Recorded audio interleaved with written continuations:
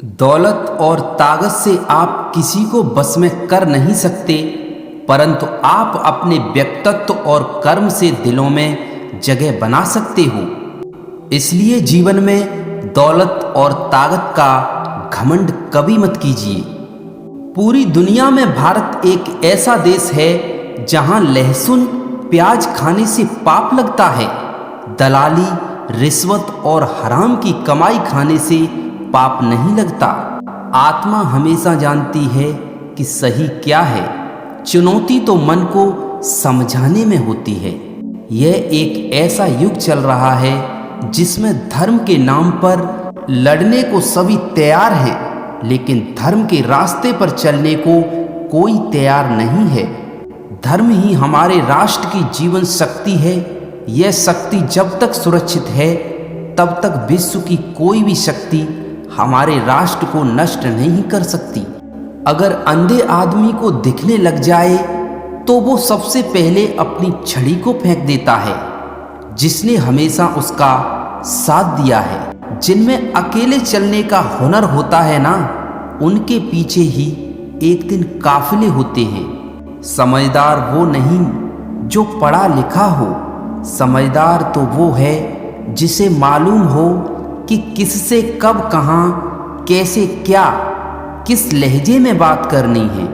मर्द जब अपनी इज्जत और सम्मान विसर्जित कर देता है तो एक तो वह शांत हो जाता है या फिर वो प्रलय लाता है। भरोसा रखना चाहिए, हम जब कहीं किसी का अच्छा कर रहे होते हैं ना, तब हमारे लिए भी कहीं कुछ अच्छा हो रहा होता है। आप जो करना चाहते हैं वो जरूर कीजिए। यह मत सोचिए कि लोग क्या कहेंगे। वक्त अपना इतिहास जरूर दोहराता है, इसलिए बीवी के चक्कर में अपनों को नहीं भूलना चाहिए। गौतम बुद्ध ने महल का त्याग किया शांति की तलाश में, और हम शांति त्याग रहे हैं महल की तलाश में। कभी कभी किसी के शब्द इतने चुप जाते हैं कि हम चुप से हो जाते हैं और सोचते हैं क्या हम इतने बुरे हैं। खाना, सोना, बच्चे पैदा करना और मर जाना, ये गुण तो जानवर के भी होते हैं। मनुष्य बनने के लिए तर्क, बुद्धि और सामाजिक लक्ष्य जरूरी है।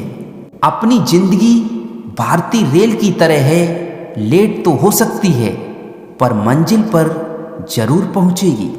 श्री कृष्ण कहते हैं किसी को डर है कि भगवान देख रहे हैं, किसी को भरोसा है कि भगवान देख रहे हैं। यही जीवन का चक्र है।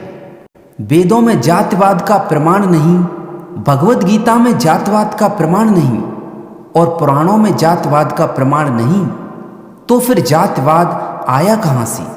मुगलों के भारत आने के बाद जातिवाद की शुरुआत हुई। फूट डालो, राज करो की नीति का उपयोग करके मुगलों और अंग्रेजों ने हमारे देश पर राज किया। लोगों में फूट डालने का सबसे बड़ा अस्त्र जातिवाद ही है।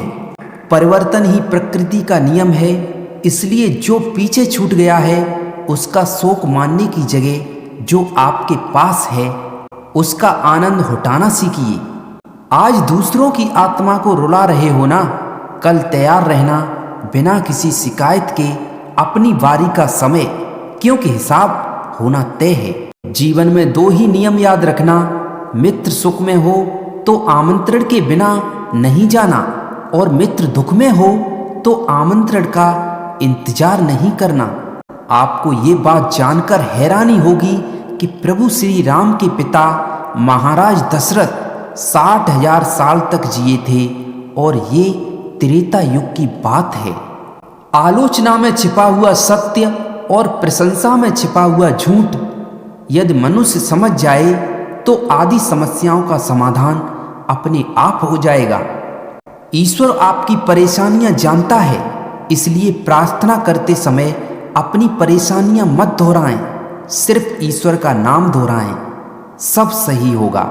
भगवान श्री कृष्ण ने कहा है जीवन में वाणी को संयम में रखना अनिवार्य है, क्योंकि वाणी से दिए हुए घाव कभी भरे नहीं जा सकते। साइकोलॉजी के अनुसार आप जितने झूठे होंगे ना, आपका मित्र मंडली उतना बड़ा होगा। आप जितने वास्तविक होंगे, आपका मित्र मंडल उतना छोटा होगा। ये कलयुग है भाई। इधर धोखा, पैसा सब चलता है, लेकिन ईमानदारी और विश्वास नहीं चलता।